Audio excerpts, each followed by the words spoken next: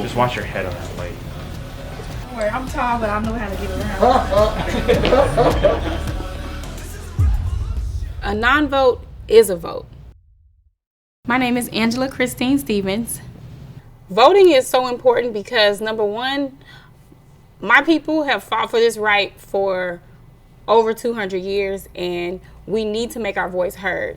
Everything from finances that the government has to the way we're able to move around and make money to just building lives for ourselves, it all counts on voting.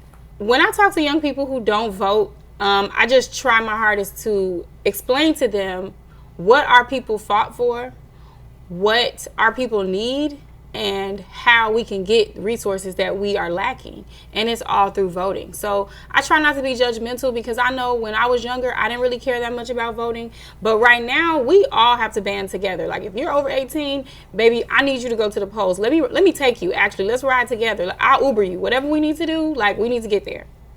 Local voting is so important because that basically helps focus on what's going on in your city, in your town, what's going on in your judicial system.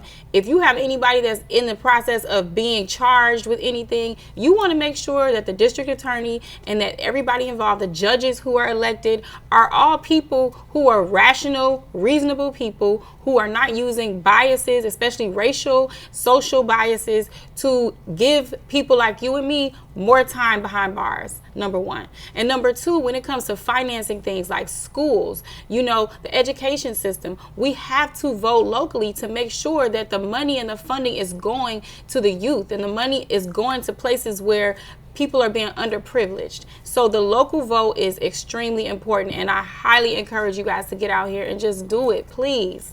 Voter suppression is probably one of the biggest roadblocks to voting. Additionally, education is another roadblock to Black and brown people voting. And thirdly, I think just the transportation, having the access to be able to get to the polls is a problem for a lot of people in the Black and brown communities. I think that we're finding a lot of ways to overcome some of those problems. Everything from like the arenas that are being opened so that we have polling places to go to.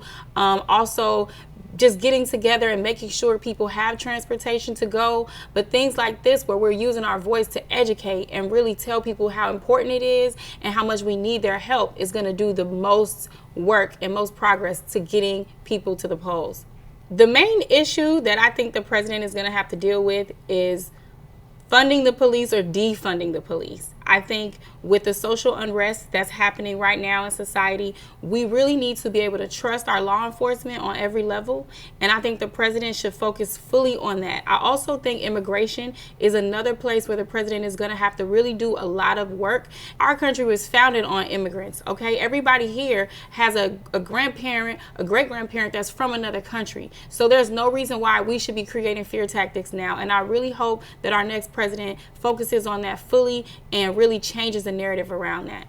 And the last thing is really cracking down on racial discrimination, whether that is in real estate, whether that is in the workplace, whether that is in, the judicial system. But racial discrimination across the board needs to be tackled and paid attention to wholeheartedly.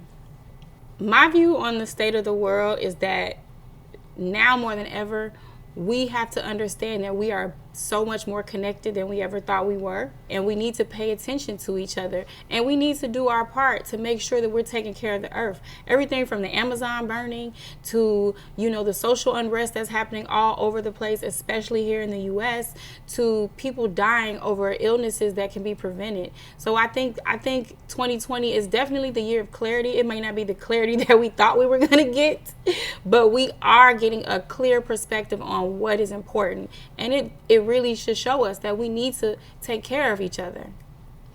I think change is inevitable, and we've been forced to change, and I think we're going to see more change. We have to make sure that we are educating ourselves and preparing for the new world, the new life, the new things that are coming. But I'm excited. I think change usually brings amazing things, and I want to stay positive about that.